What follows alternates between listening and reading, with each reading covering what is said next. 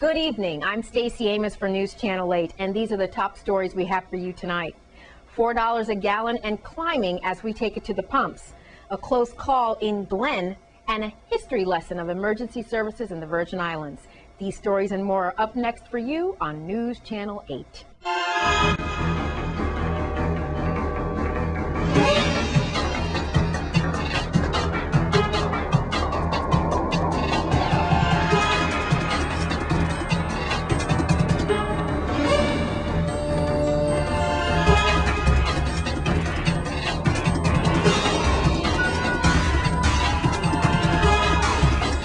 Our top story tonight, it's finally happened. The rising cost of gas means $4 a gallon for our territory. News Channel 8's Wes Small files this report. Thanks a lot, Stacey. Well, you know, with the hospital going on there with 85 nurses, the teachers, government workers being laid off, and Hovenza, right? We just almost ignored the rising cost of gas, but News Channel 8 hasn't, as well as Department of Licensing and Consumer Affairs, and we have our price index for you. Now, first of all, hard to believe that the latest rack rate has gone up again February 27th through the 4th of March, 0.7 cents per gallon on all fuel types. Now, the lowest prices, of course, can be found right here on St. Croix.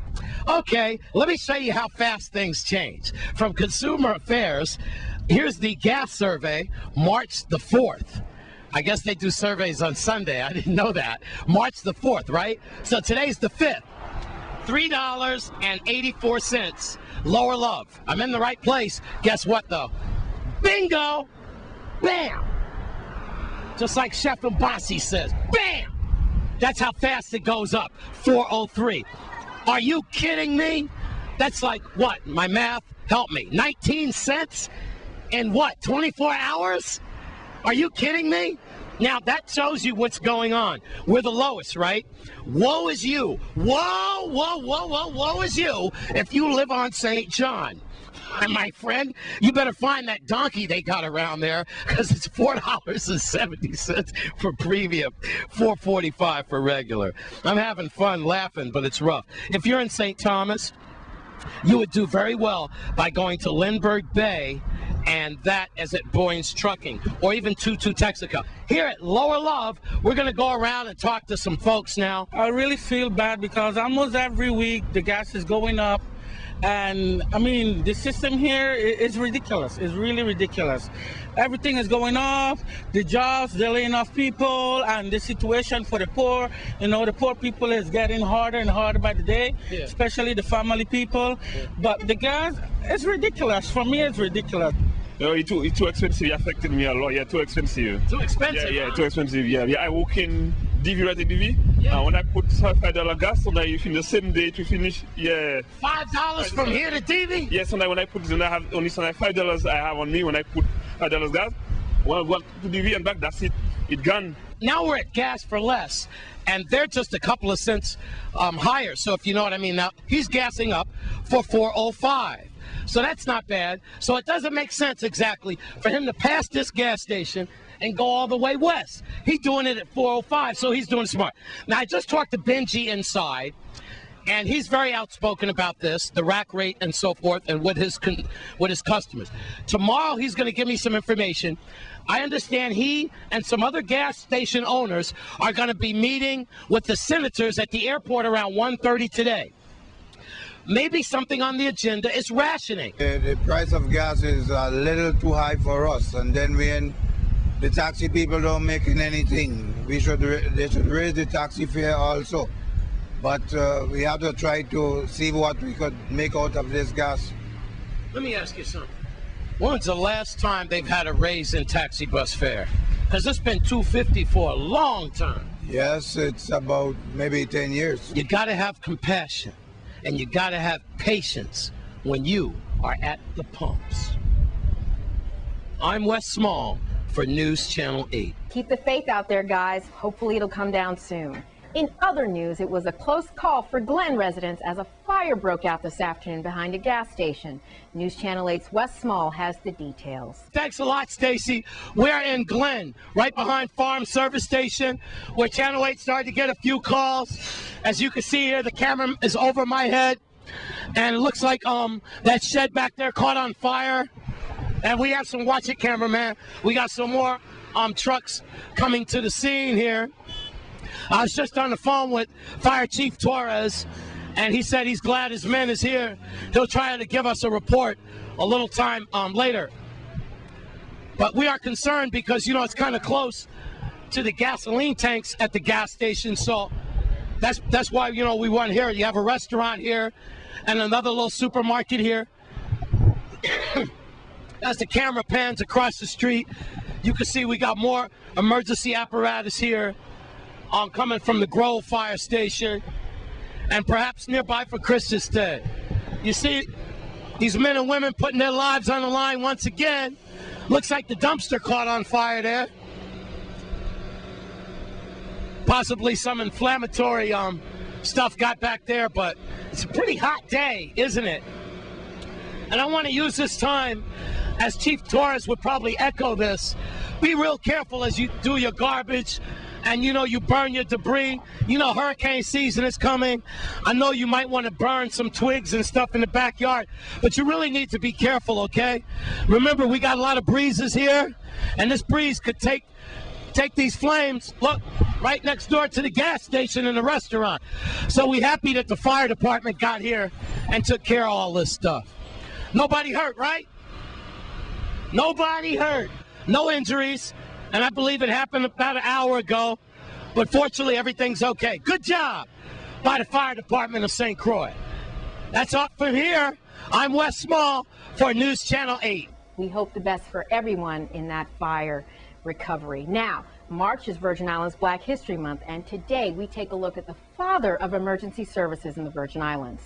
News Channel 8's Wes Small is with Mr. Charles Roper. Thank you very much, Stacy. It's a pleasure and a privilege today to be talking to what I call the father, I don't want to call him the grandfather, but the father of emergency medical service in our territory at least. I'm honored to have Mr. Charles Roper here. And thank you very much, Mr. Roper. My pleasure. And I'm here to my left, flanked by Debbie Christopher, who is still a community activist. God, she's rode with the ambulance for years, EMS, rescue. She's always involved in. We are going to do a history lesson of what the EMT service, what the emergency medical services meant for our territory. And Mr. Roper, it's a pleasure. I'd like to start out with your career as we look at this yearbook and the letters to the editors that you've written, like what is an EMT and so forth. Let me get some history. What got you started into this? When, where was it, so forth? It started in 1976. I worked in the hospital, in the emergency room, as a registered nurse. And when the time came, they wanted someone to upgrade our system. I was selected by Governor King to go to the Virgin Civil King, to go to Maryland, the shock trauma unit, John Hopkins Hospital. Yes. And they upgraded me and enabled me to come back and to present my program or their program to the their government. What are some of the most memorable times of your career? I know you've saved many lives, but what do you have to think most about your career that you're most proud of? I am proud of the fact that when I came here to work in 1970 in the emergency room with Mr. Lenhart, Charles Lenhart, our ambulance drivers would sit outside under a tree. We would call them when we had an emergency, and they would come, they would take the victims up, the patients up, and just deliver them to the hospital, and that was it. That was it? That was it. Mm-hmm. Now, the first class I taught in St. Thomas, one of the students said to me, you know, I am proud because we used to say the man with the broke foot. Now we say the man with the fractured femur. Mr. Roper, I'm going to get back to you on that one. The man with the broke foot, the man with the fractured femur. Debbie Christopher, this obviously is probably the most influential teacher of your professional life. You've saved many lives as well, Deb. What do you have to say about this honor tonight as we talk to this man, this hero? Well, actually, Wes, I was asked to do a report on a notable Virgin Islander, and I couldn't go any further than Charles Roper. You know, there have been many, and there probably still will be many, but this is where it all began, Wes. You know, and I don't think that most people in the community today have even stopped to think about where and when and how EMS began in this territory.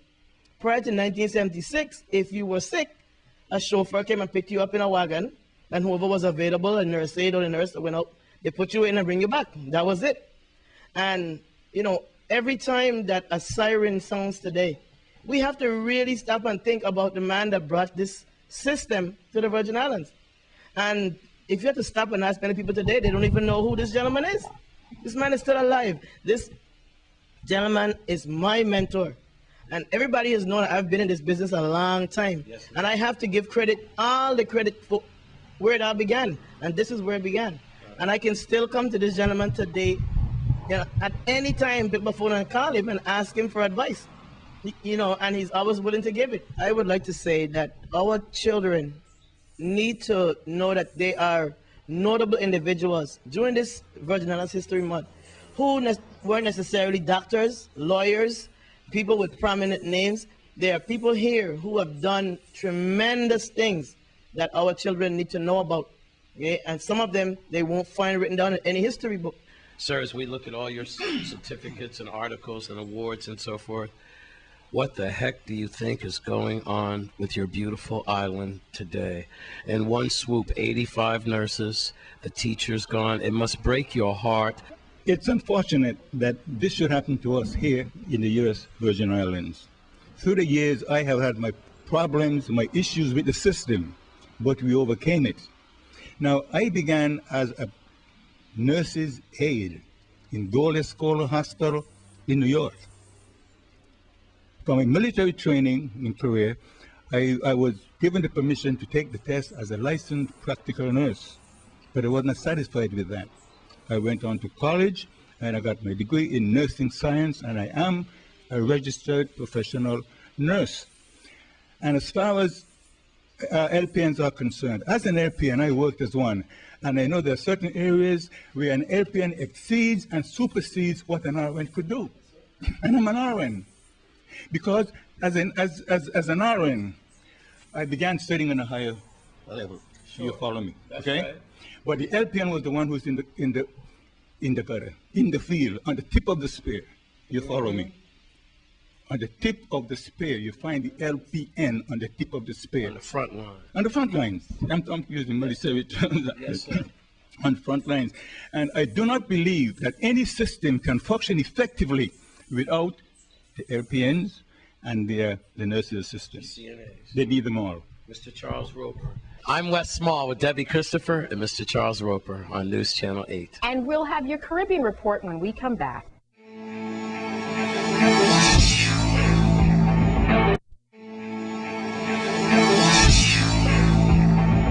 Here's your news from around the region.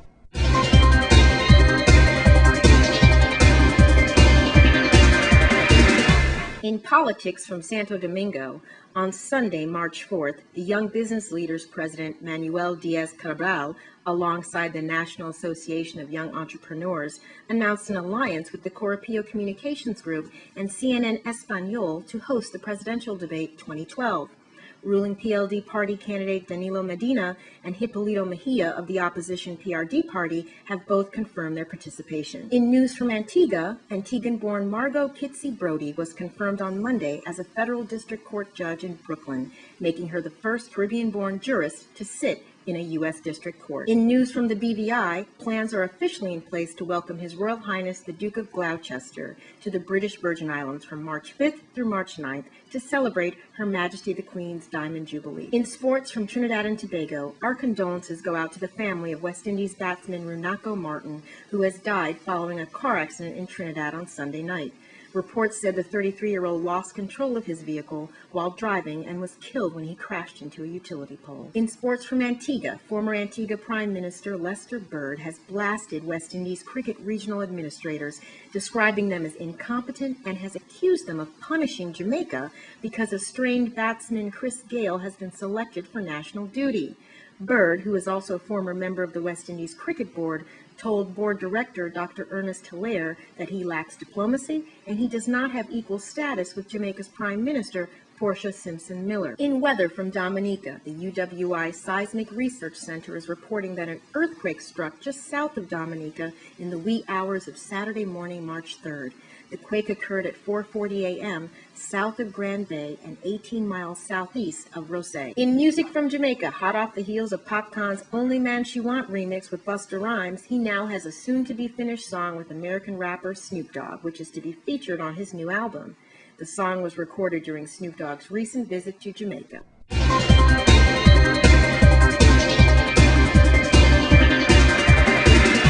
And the art of Quelbe is still alive and well in our territory. Recently, News Channel 8's Wes Small talked to music legend himself, Stanley, from Stanley and the 10 Sleepless Nights. Thank you very much, Stacy. Quelbe, Quelbe, Quelbe. I'm here with the legend himself, Stanley from the 10 Sleepless Nights, and Miss Bryson, the lovely band instructor. She moves from camp to camp. But today it's all about Quelbe, and we have a big series of functions coming up. So we start with ladies first. Miss Bryson, tell us all about it, honey. On March 9th, at the Vernon Richards Park in Fredericksburg on Strand Street, which is up from Polly's. I know, it's like no one knows, but you know, we all know. Fredericksburg is tiny, but it's just a little bit before Butto Park, and you'll see all the commotion out there. Yes, we have 3 Quelbe bands that will be playing. We're having what we call Quelbe at Sunset, and the bands that are playing is the Quelbe Ambassadors, which is the mentors from Stanley, and Renaissance Band, which is Pikey and his group. And then the next band is, of course, the one and only 10 Sleepless. You can't have Quelbe at Sunset without Stanley and the 10 Sleepless Nights. The purpose of the function is for us to raise funds to hold in April Revival of Quadrille. In May, we have an Evening of Pan. Now, both things include many schools here on the island. A Revival of Quadrille is all the schools that come together, and each school presents a certain type of dance in quadrille. And then an Evening of Pan this year, which is all the groups on the island that have steel ensembles. They come out and we perform. And this year with the Evening of Pan, we're going to have all of the groups perform one selection together. Wow. And then we have other cultural programs like the Sleepless Jumbies. You know, we're raising money to keep that going. And, you know, other things, trying to build culture in the Virgin Islands. Stanley, you just keep getting younger and younger. You know what happened? She said just about everything, so I had to look good. You're doing a damn good job on it. You know what? You missed the II. II dancer. We have some dancers. You know that. Come under this whole thing. I like program. this T-shirt. I didn't say it was your fault. I said I was going to blame you. Let's run it one more time. How people could come down there and have a good time. It's a free concert. We're asking you to come with your chairs and stuff. Support us. We're going to be selling food and drinks. And again, the funding will be going to the cultural programs that we're trying to keep alive. Uphold the tradition. The dancing tradition. Uphold Makajumbi tradition. Uphold steel pan and other and of course Quelbe music. Here we are, tightening up the art of Quelbe with the master himself and the teacher. I'm Wes Small for News Channel 8. We'll have your Sports 411 when we come back.